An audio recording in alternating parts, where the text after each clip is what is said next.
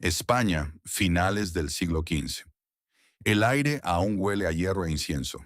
Las campanas celebran la caída de Granada, el último bastión musulmán, mientras los estandartes de los reyes católicos ondean bajo un sol que parece bendecir la victoria. Pero esa victoria no solo trajo territorios, trajo una visión, un solo trono, una sola fe, una sola obediencia. Isabel y Fernando creían que la unidad del alma era tan necesaria como la unidad de la espada. Y así comenzó un proyecto que transformaría la devoción en un arma, la fe en una frontera y el miedo en un método de gobierno. Los decretos se extendieron como un reguero de pólvora por los pueblos. Todos los judíos y musulmanes debían convertirse o abandonar la Tierra Santa de Castilla. Muchos aceptaron el bautismo, pero los rumores nunca se apagaron. Se les llamaba cristianos nuevos, aunque se decía que sus manos seguían encendiendo velas al anochecer, y sus labios murmuraban oraciones antiguas que ningún sacerdote entendería. Las sospechas se filtraban por los muros de piedra y se mezclaban con el viento en las plazas. España se convirtió en un país de miradas furtivas, donde el silencio era una forma de defensa. En 1478 el Papa Sixto concedió a los monarcas el derecho de crear su propio tribunal de fe, la Inquisición española. No dependería de Roma, sino de la corona.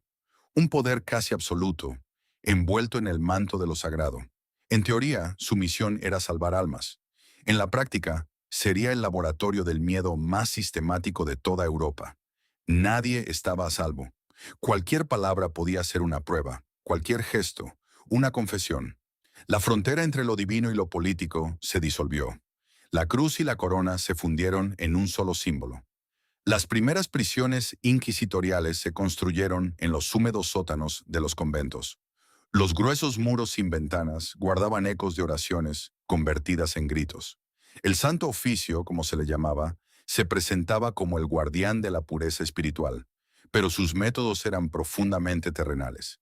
En sus cámaras, el alma y el cuerpo eran juzgados al mismo tiempo. Las actas hablaban de misericordia. Los cuerpos hablaban de otra cosa. En los pueblos, la paranoia se convirtió en un lenguaje compartido. Los vecinos que antes compartían el pan empezaron a vigilarse mutuamente. ¿Quién había comido carne el Viernes Santo? ¿Quién no se santiguó al pasar la procesión? ¿Quién cerró sus ventanas cuando sonaron las campanas del Ángelus? Las acusaciones se multiplicaron como un rosario interminable, y cada palabra podía convertirse en una condena. Una denuncia anónima bastaba para abrir las puertas del calabozo. La Inquisición inventó una nueva forma de poder, la del miedo invisible. No necesitaba ejércitos, solo rumores. No exigía sangre en las calles, solo sumisión en los corazones. Cada pergamino sellado con el emblema de la cruz verde era una promesa de purificación o una condena disfrazada de salvación. En los archivos, las frases eran frías y calculadas. El acusado se arrepintió. El prisionero habló voluntariamente, pero detrás de esas palabras había noches enteras de oscuridad, cadenas y dolor. Con los años, el Santo Oficio perfeccionó su maquinaria. Los inquisidores estudiaban no solo teología, sino también la psicología del miedo. Sabían que un alma aterrorizada habla más que un cuerpo torturado. Sabían que el silencio impuesto era más efectivo que la confesión sincera. La Inquisición no solo castigaba, educaba en la obediencia. Era una escuela de terror, donde la lección principal era que la verdad pertenecía al poder, no a Dios. Y así España, orgullosa, resplandeciente, triunfante, se llenó gradualmente de sombras. Los palacios se cubrieron con retratos de santos y verdugos. Las catedrales resonaban con sermones sobre la pureza y la herejía, mientras los calabozos resumaban humedad y culpa. En ese contraste, nació el verdadero rostro de la Inquisición. No el del diablo, sino el del hombre convencido de que servía al cielo mientras construía su propio infierno. Todo comenzaba con un susurro. Un vecino, un sirviente, un comerciante celoso. Una sospecha bastaba para poner los engranajes en movimiento. En las plazas las campanas llamaban a misa. En los despachos de los inquisidores, las plumas rascaban el pergamino. Allí nacía la denuncia anónima, escrita con letra temblorosa, pero con el peso de una condena. Nadie conocía al acusador. Nadie podía defenderse. En los pueblos de Castilla, Aragón y Valencia, el miedo se convirtió en moneda de cambio. Acusar era sobrevivir. El proceso seguía un ritual meticuloso, casi litúrgico. Primero llegaba la citación, un pergamino sellado con la cruz y el lema Exsurge Domine. Levántate, oh Señor. Luego el interrogatorio, donde el acusado se enfrentaba a una serie de preguntas que no buscaban respuestas, sino contradicciones. ¿Ha rezado oraciones no autorizadas? ¿Encendió alguna vez velas en sábado? ¿Ha comido carne durante el ayuno? Cada respuesta abría un nuevo abismo. El silencio, por otro lado, se interpretaba como culpa. Los inquisidores entendían el alma humana como un laberinto que debía ser forzado a revelar sus secretos. No eran monstruos irracionales, eran burócratas de la fe. Escribían con precisión, clasificaban, catalogaban. La verdad era un documento, no una experiencia. Cada palabra del acusado era registrada y firmada, mientras los escribanos anotaban incluso los gestos. El prisionero tembló, lloró, se mantuvo obstinado. La fe, en aquel siglo, tomó la forma de un expediente. En las aldeas, el rumor de una investigación bastaba para arruinar a familias enteras. Las casas eran saqueadas, las propiedades confiscadas en nombre de la iglesia. Lo sagrado y lo económico se mezclaban de forma perversa. Cuanto más rica era la víctima, más visible parecía su herejía. Y los inquisidores, financiados por las confiscaciones, no necesitaban más incentivo que el propio sistema que habían creado. Así la justicia divina también se convirtió en un negocio terrenal. Pero no todos se rindieron. Algunos intentaron huir a Portugal, otros buscaron refugio en el norte de África o en las colonias del Nuevo Mundo. Sin embargo, el largo brazo del Santo Oficio llegaba incluso más allá del mar. Se compraban testigos, se interceptaban cartas, se cazaba a los fugitivos. En los sermones se decía que nadie podía escapar al ojo de Dios. En realidad, era el ojo de la Inquisición el que nunca dormía. Los juicios se celebraban en salas austeras, con muros de piedra y altares improvisados. Un crucifijo presidía la escena, un recordatorio de que cada palabra era escuchada por el mismísimo Cristo. El acusado debía jurar sobre la Biblia decir la verdad, incluso si esa verdad le llevaba al tormento. El tribunal escuchaba en silencio, pero el veredicto ya estaba decidido desde la primera denuncia. La estructura del proceso no buscaba justicia, sino obediencia. La inocencia no importaba, solo la sumisión. Con el paso del tiempo, el miedo dejó de ser un sentimiento y se convirtió en una forma de lenguaje. La gente aprendió a medir sus palabras, a fingir devoción, a desconfiar incluso de sus propias oraciones. En las calles de Toledo o Sevilla, mirar al suelo cuando pasaba un monje dominico bastaba para salvar el pellejo. El silencio se convirtió en una virtud, la fe en una máscara, la humanidad en un riesgo. Los archivos de la época revelan un detalle inquietante. Muchos acusados acababan confesando cosas que nunca habían hecho, no por culpa, sino por agotamiento. Tras días de encierro, privación de sueño y hambre, cualquier mente se quiebra. La confesión se convirtió en un refugio, la mentira en una vía de escape. En ese sentido, la Inquisición no solo torturaba los cuerpos, sino también la lógica.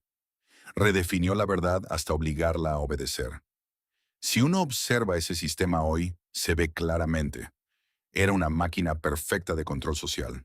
Sustituyó la fuerza de las armas por la fragilidad de la conciencia. No necesitaba ejércitos, muros ni cadenas perpetuas. Solo fe y miedo. Dos elementos que, combinados, son más poderosos que cualquier imperio. Y como todas las máquinas de poder, no nació para desaparecer, sino para transformarse.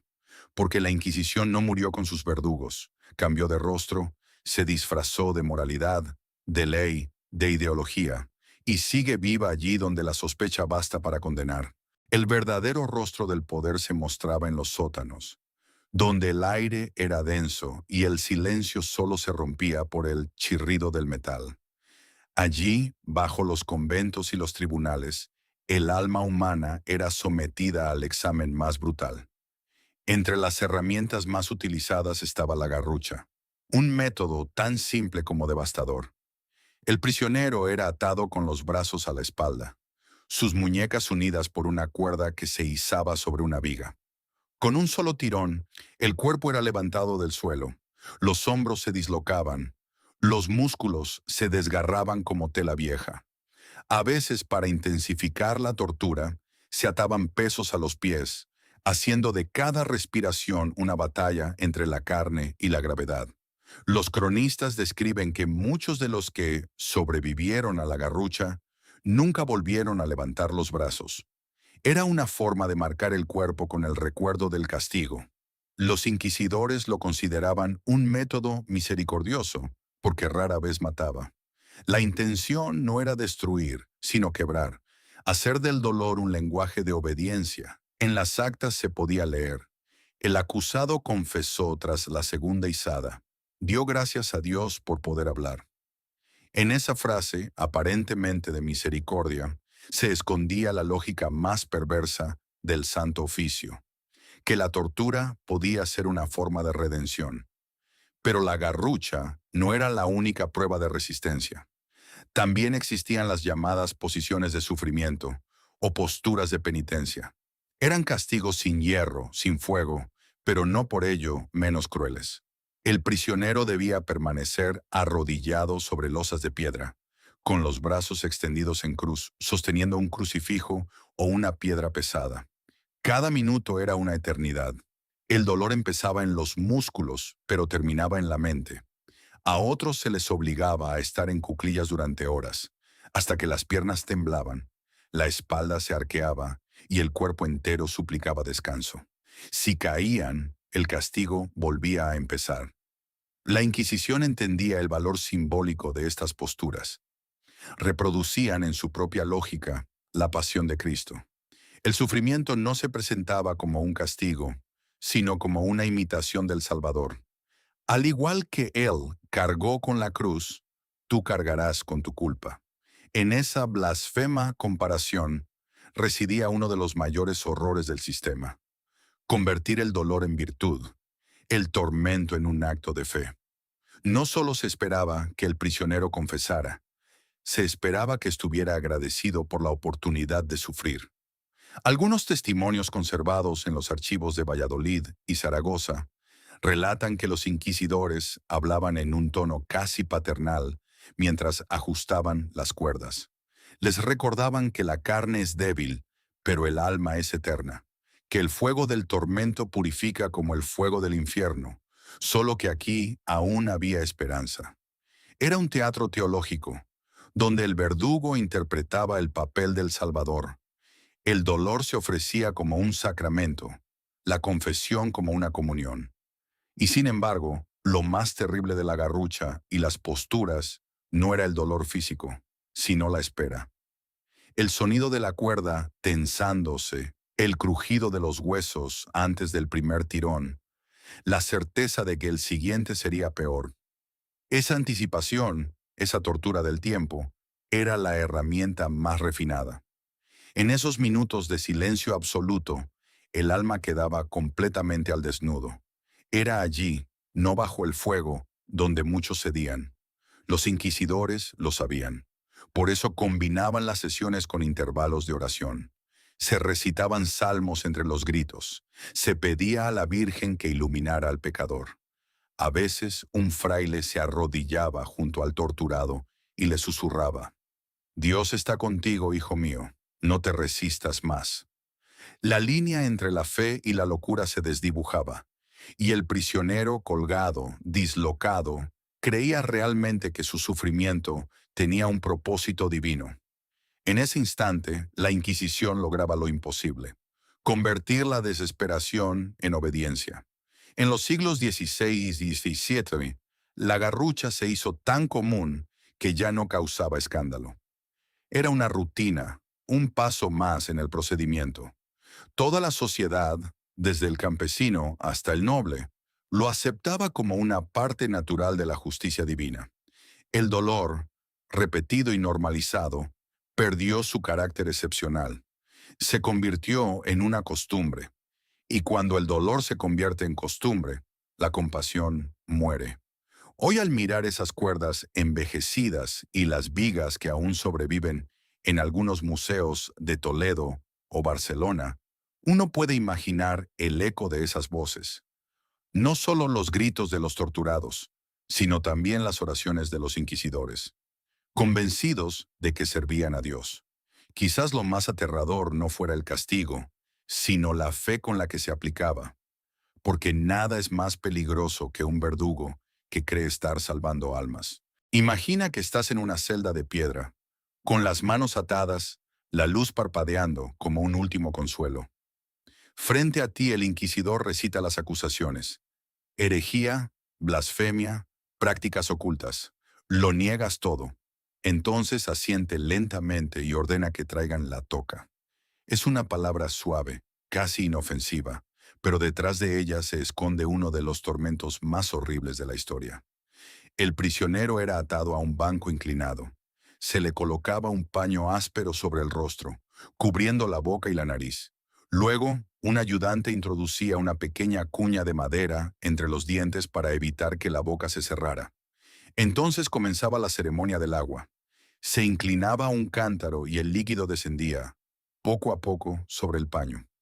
Al principio parecía un simple bautismo, pero el agua no bendecía, ahogaba, entraba por la nariz, la garganta, los pulmones. La víctima intentaba respirar, pero cada intento era una nueva ola de desesperación. Los inquisidores lo llamaban el tormento de la fe, una forma de purificar el alma a través del ahogamiento. En sus informes escribían frases como: el prisionero confesó después de 3 cántaros. Agradeció la oportunidad de redimirse. No había ironía. Para ellos el agua lavaba el pecado como el bautismo. Solo que esta vez el agua traía la verdad arrancada por el miedo. Era teología transformada en tortura. A diferencia del fuego o el hierro, la toca no dejaba marcas visibles. Por eso era perfecta. Cuando el prisionero salía de la cámara, el cuerpo parecía intacto. Solo los temblores, la falta de aliento y la mirada perdida delataban que algo en su interior se había roto. Era una tortura invisible, de las que matan lentamente, desde dentro. Cerca de la misma habitación, otra herramienta esperaba su turno: el garrote vil. A primera vista, parecía más compasivo: una silla, un collar de hierro, un tornillo en la parte posterior. Pero era el instrumento final, reservado para las sentencias definitivas. El condenado era sentado, su cuello asegurado con un anillo de metal, y con cada vuelta del tornillo, la punta se hundía en la base del cráneo. A veces rompía la columna vertebral, otras veces simplemente aplastaba la tráquea. Una muerte limpia, sin fuego, sin espectáculo. El garrote se consideraba cristiano, humano. Los cronistas lo describen como un método de misericordia. No había humo ni gritos, solo un crujido seco. Pero detrás de esa calma final se escondía la misma lógica. El poder no necesita sangre si ya posee el alma. El garrote era la firma de la Inquisición, el sello silencioso que certificaba la victoria del miedo. Sin embargo, entre el tormento del agua y el descanso de la muerte, existía otro instrumento, pequeño y perverso: la horquilla del hereje. Era un dispositivo sencillo, apenas 2 puntas de metal unidas por una correa que se sujetaba al cuello. Una punta se clavaba bajo la barbilla, la otra en el pecho. No mataba, no sangraba, solo impedía que la cabeza se moviera. Cada intento de inclinarla, para dormir, para rezar, para llorar, hacía que las puntas se hundieran más. El prisionero debía permanecer erguido, despierto, consciente. Era una vigilia forzada, una oración interminable. La horquilla del hereje no pretendía extraer confesiones, sino destruir el descanso, borrar la frontera entre la noche y el día. Después de horas, el cuerpo empezaba a temblar, los ojos ardían, la mente se deslizaba hacia la locura. Muchos suplicaban hablar, no para salvarse, sino para que les dejaran dormir. En las actas se lee que algunos morían de agotamiento. Otros seguían vivos, pero con la mirada fija en un punto, como si aún temieran moverse. En esos sótanos, la Inquisición alcanzó su grado más refinado de crueldad, el control absoluto del tiempo. No bastaba con poseer el cuerpo, había que dominar el ritmo del sufrimiento. Agua para el ahogo, hierro para la muerte, la horquilla para el insomnio. Cada instrumento tenía su papel en una liturgia de poder, donde el verdugo era un sacerdote, el tormento era un sacramento y la confesión, una absolución forzada. Y cuando todo terminaba, el silencio volvía a reinar. Los inquisidores escribían con plumas limpias sobre pergaminos blancos. Afuera, el pueblo dormía. Nadie escuchaba el eco del agua goteando, ni el suspiro de alguien que por fin podía respirar. Solo los muros lo sabían, y esos muros, siglos después, aún parecen húmedos. No por la lluvia, sino por la memoria. Al amanecer las campanas llamaban a misa, pero en la plaza ya se levantaba otro altar, el del castigo. Ante una multitud expectante, los verdugos preparaban la rueda, ese instrumento que transformaba el dolor en espectáculo. Era un gran aro de madera, el mismo que se usaba para los carros de transporte, pero aquí adquiría un significado sagrado. El condenado era colocado sobre ella, con brazos y piernas extendidos, como imitando una crucifixión. Bajo cada articulación, los ayudantes colocaban bloques de madera. Luego, el verdugo levantaba una barra de hierro y golpeaba con precisión. Primero una pierna, luego la otra, después los brazos. Cada golpe rompía huesos, desgarraba carne y levantaba un murmullo entre la multitud. No era una ejecución, era una lección. La víctima no moría de inmediato. Una vez destrozado el cuerpo, lo ataban a la rueda, enredando los miembros rotos entre los radios. El aparato era izado y fijado a un poste. Allí, suspendido entre el cielo y la tierra, el cuerpo se convertía en una advertencia. Morir podía llevar horas, a veces días. El sol secaba las heridas, los pájaros acudían en bandadas. Unos rezaban, otros maldecían. Los niños miraban con miedo y fascinación. En esa escena, la religión y la crueldad se abrazaban como viejas cómplices. El auto de fe, la ceremonia pública donde se ejecutaban las sentencias, era más que un castigo, era un teatro moral. Nobles, frailes e incluso los propios reyes se sentaban en los balcones. Las llamas, las ruedas, los garrotes se convertían en símbolos de la justicia divina.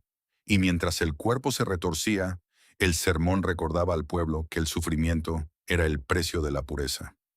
Cada fractura era una palabra, cada grito, un verso. El dolor era ritualizado, bendecido, ofrecido como espectáculo a un Dios que, tal vez, nunca lo pidió. Pero el horror no siempre ocurría al aire libre. En las profundidades de los castillos, lejos de miradas indiscretas, aguardaba la silla de púas. A primera vista, parecía un trono, sólido, hecho de roble y hierro, pero cada superficie, el respaldo, el asiento, los reposabrazos, estaba cubierta por cientos de clavos afilados. Cuando el prisionero era desnudado y atado, las púas se hundían lentamente en la carne. No mataban. Solo recordaban su presencia con cada respiración. El dolor era constante, exacto, casi matemático. En algunos lugares los verdugos encendían braseros debajo de la silla. El calor subía, el metal se expandía y las puntas ardientes quemaban la piel desde dentro. Los registros hablan de cuerpos que permanecían durante horas en esa postura imposible, incapaces de moverse, de gritar, de morir. Los inquisidores observaban en silencio, midiendo el tiempo como un alquimista mide la temperatura. Su objetivo no era el castigo, sino la conversión. Esperaban que, en medio del tormento, el alma cediera y confesara su error. En Alemania e Italia existían versiones aún más refinadas, con tornillos en los reposacabezas para asegurar la frente y la mandíbula, con abrazaderas en los tobillos para inmovilizar por completo al prisionero. El propósito era eliminar cualquier posibilidad de escape, incluso del pensamiento. Porque cuando el cuerpo no puede moverse, la mente se convierte en su propia prisión. El inquisidor que observaba esa escena no se veía a sí mismo como un monstruo. Creía estar sirviendo a un bien mayor. En su retorcida lógica, el dolor era el camino hacia la verdad. Y eso lo hacía aún más peligroso. La crueldad sin fe puede cansarse, pero la crueldad con un propósito se perfecciona. Por eso la Inquisición se convirtió en un sistema casi científico de control de almas. Cada instrumento diseñado no solo para torturar, sino para convencer. La rueda enseñaba al pueblo lo que ocurría cuando se desafiaba a la iglesia. La silla enseñaba al prisionero que no había escapatoria, ni siquiera en su propio cuerpo. Eran las dos caras de la misma moneda, el poder que castiga y el poder que domestica. Y mientras el fuego crepitaba o el hierro se enfriaba, el mensaje quedaba grabado en todos los que miraban. El dolor era el lenguaje del orden. Siglos después, pensadores como Michel Foucault escribirían que el castigo público no buscaba justicia, sino demostración. Tenían razón. La Inquisición comprendió antes que nadie que el sufrimiento, cuando se ve, se convierte en pedagogía. En cada ejecución había un público, un guión, una moraleja. Era un teatro sagrado donde el espectador aprendía a tener miedo, y el miedo era el cimiento más sólido del poder. En los polvorientos archivos de Toledo y Sevilla aparecen dibujos meticulosos de artefactos con nombres que suenan casi inocentes. El aplastapulgares, la bota española, el romperrodillas. Pero esos nombres ocultan una fría precisión, típica de un relojero del dolor. En esas páginas, la tortura se describe con la misma minuciosidad con la que un artesano anota medidas y proporciones. El cuerpo humano era un mapa, y los inquisidores sabían exactamente qué parte debían quebrar para obtener obediencia. El aplasta pulgares era un pequeño dispositivo, del tamaño de una mano, que consistía en dos placas de metal unidas por un tornillo central. Los dedos o pulgares del prisionero se colocaban entre ellas. Con cada vuelta las placas se acercaban, aplastando carne, hueso y uñas. Algunos modelos tenían púas orientadas hacia adentro, que desgarraban la piel incluso antes de que el hueso se fracturara. No hacía falta mucho. El solo sonido era suficiente para quebrar la mente. A menudo, el acusado confesaba antes de sentir la primera vuelta completa, solo con escuchar el chirrido del metal al apretarse. Era un tormento íntimo, casi silencioso. El dolor se concentraba en un punto minúsculo, pero su eco se expandía por todo el cuerpo. Más abajo en la jerarquía del infierno inquisitorial se encontraba la bota española, una estructura de hierro que abrazaba las piernas desde el tobillo hasta la rodilla.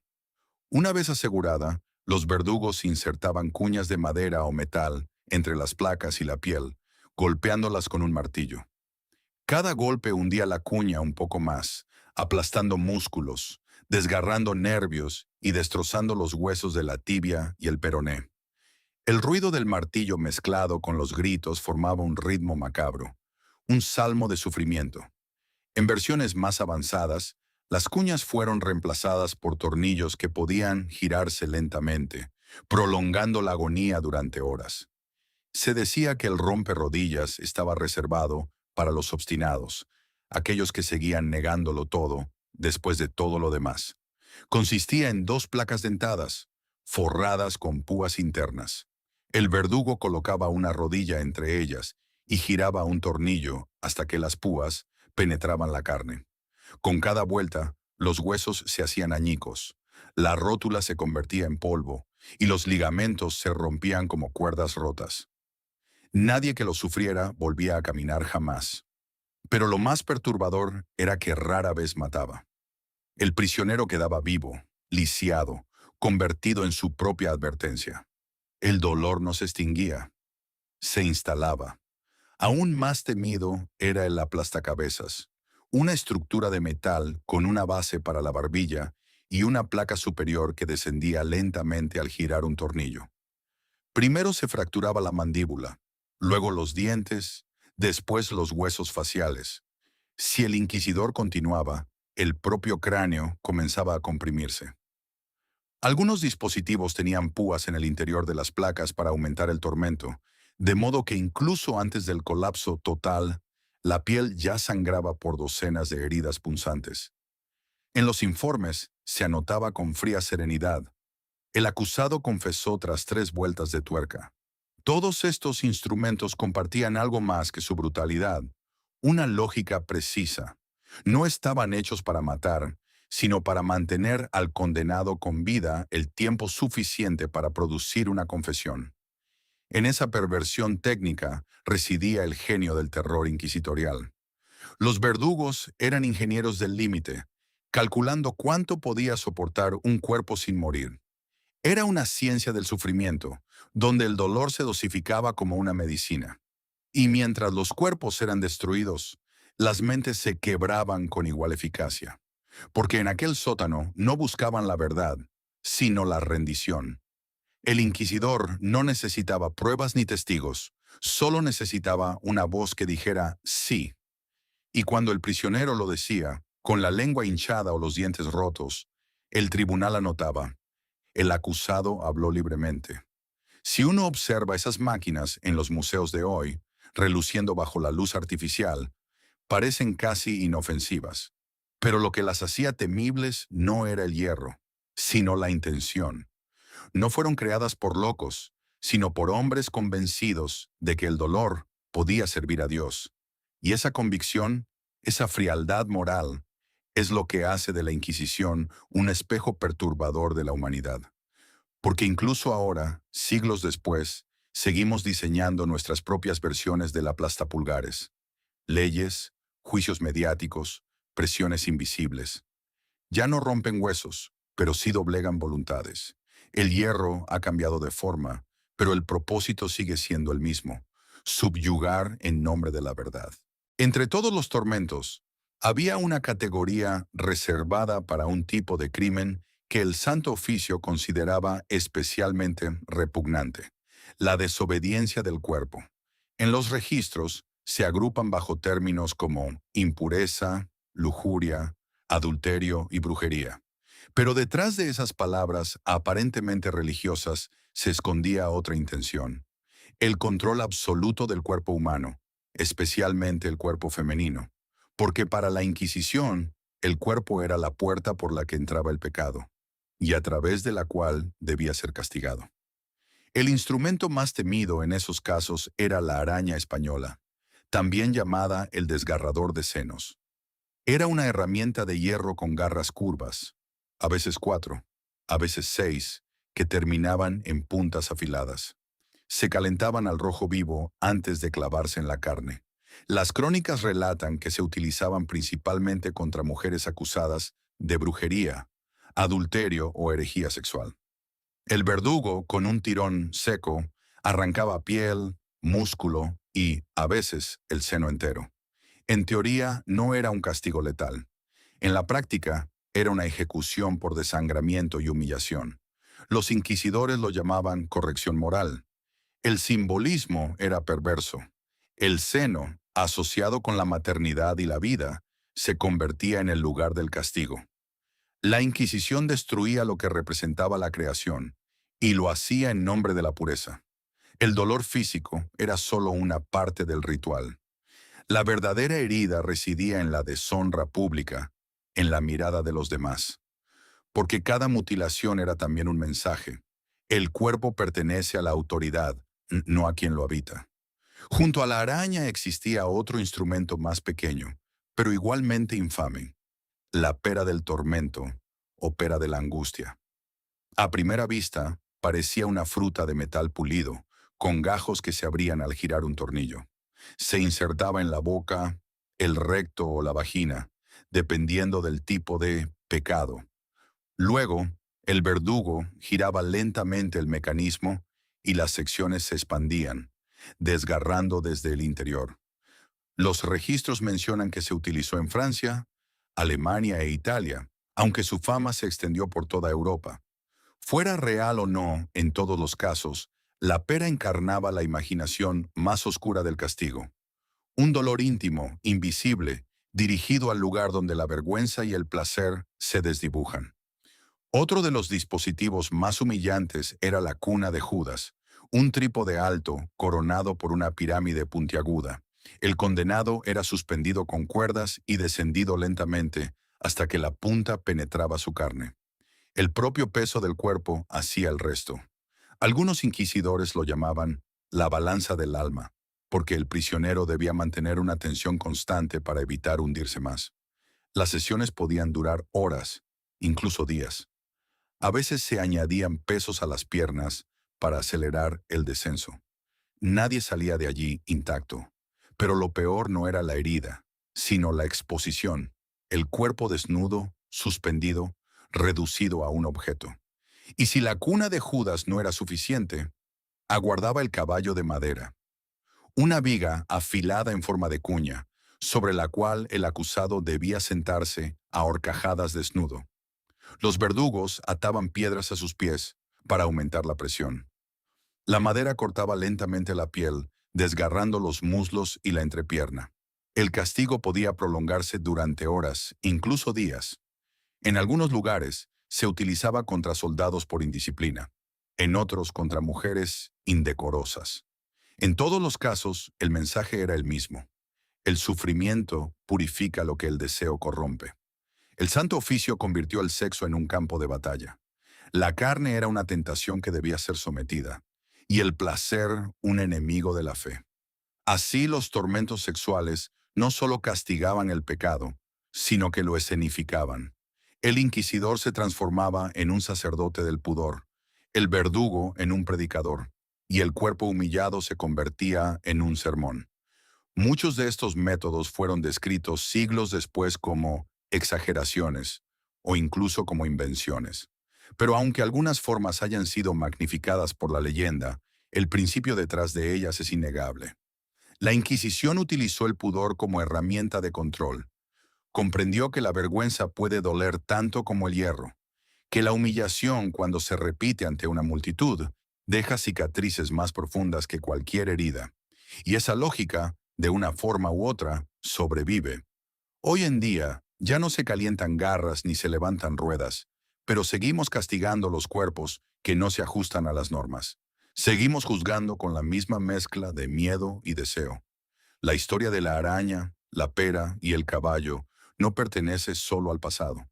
Es un espejo oscuro donde aún se reflejan nuestras propias obsesiones. Entre todos los instrumentos del Santo Oficio, ninguno simboliza mejor la palabra confesión que el potro, también conocido como el tormento de la cuerda. Era una estructura sencilla, un largo banco de madera con rodillos en los extremos. Las muñecas y los tobillos del prisionero se ataban a cada uno de ellos. El verdugo giraba lentamente una manivela, tensando las cuerdas que recorrían el cuerpo.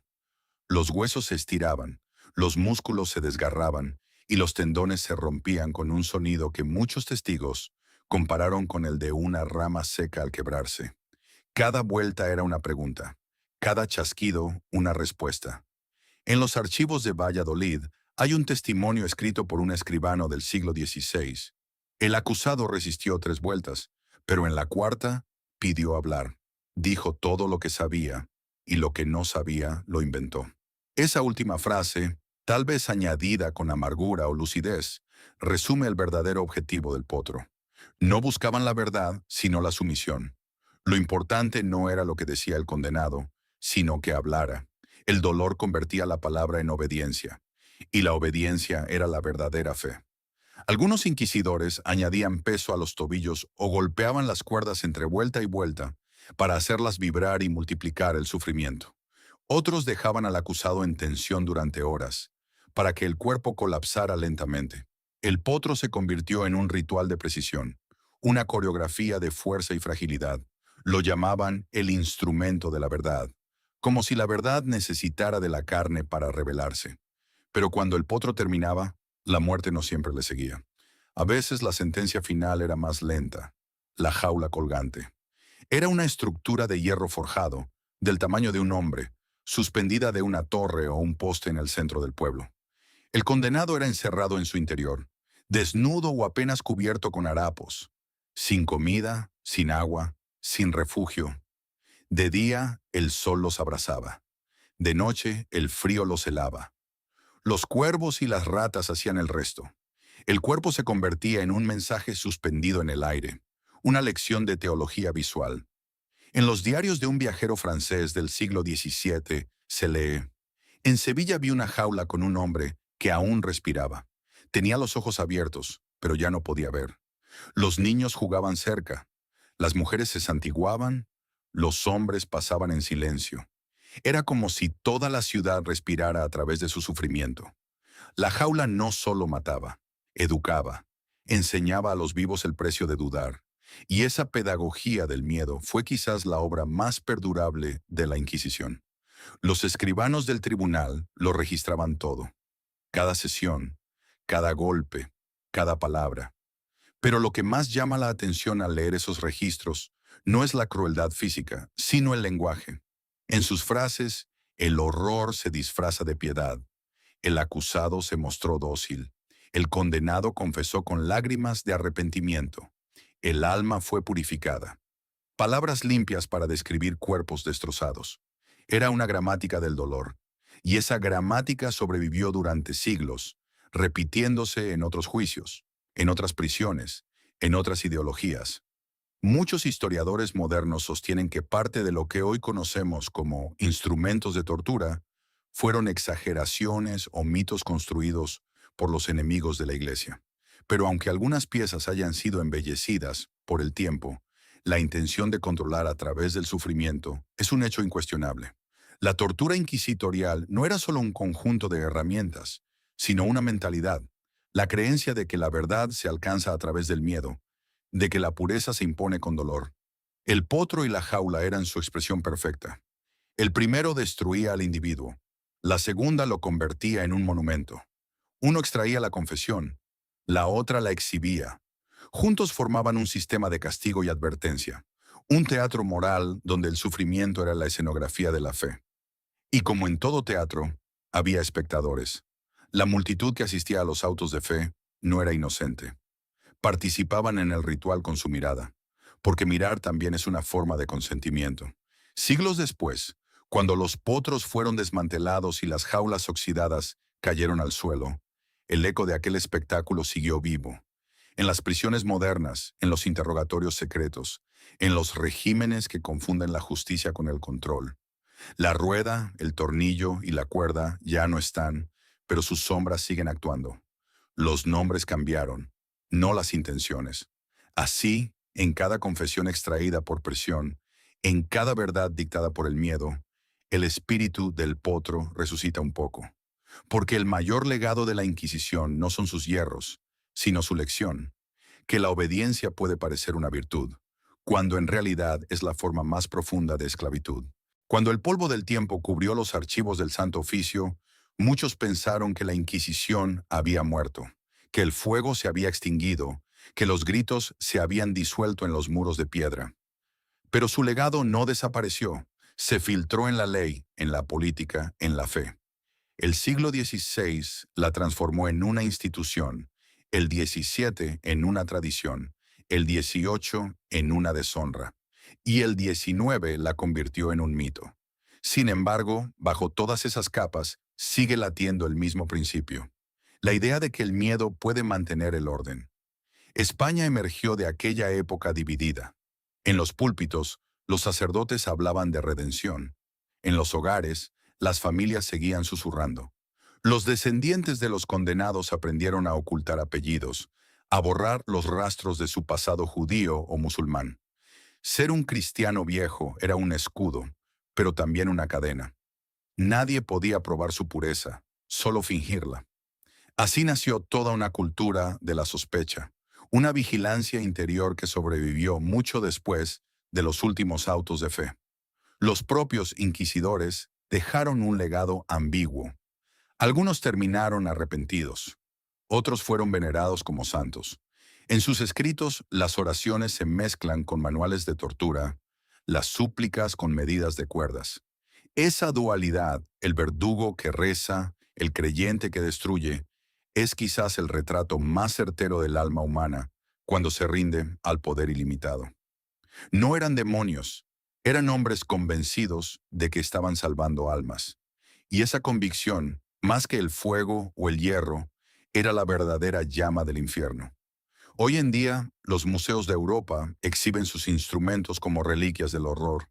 En vitrinas de cristal, los visitantes observan la rueda, el potro, la araña, la pera de la angustia.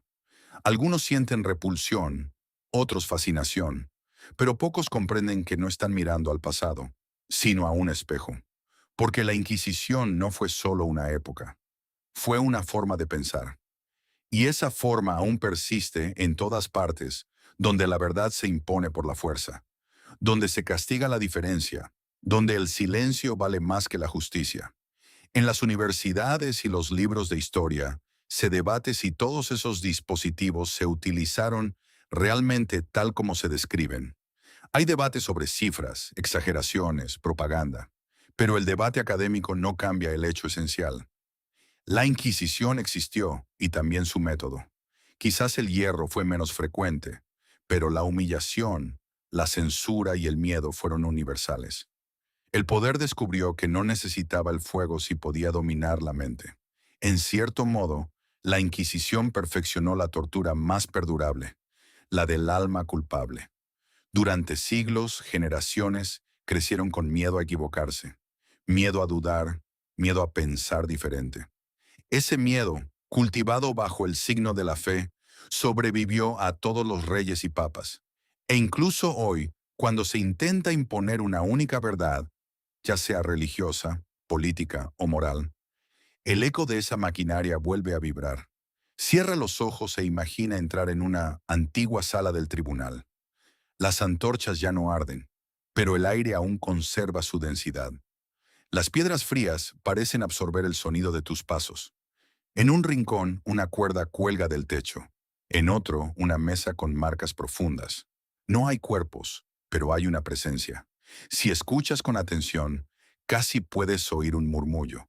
Oraciones rotas, confesiones extraídas, súplicas que se mezclan con el llanto. Es el susurro del poder disfrazado de piedad. La Inquisición llamó santa a su obra.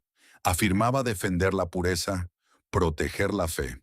Pero su mayor legado fue recordarnos que incluso las ideas más sagradas pueden corromperse cuando el hombre las utiliza para dominar. No hay tortura más cruel que la que se inflige creyendo que se está haciendo el bien. Por eso, cada vez que un gobierno, una religión o una ideología intenta imponer una única forma de verdad, debemos recordar la sombra del potro y el silencio de la jaula. Porque mientras los seres humanos busquen controlarse unos a otros en nombre de la virtud, el espíritu de la Inquisición seguirá vivo, aguardando, disfrazado de justicia. Y tal vez ese sea su castigo eterno, no el fuego que encendió, sino el recuerdo que nunca podrá extinguir.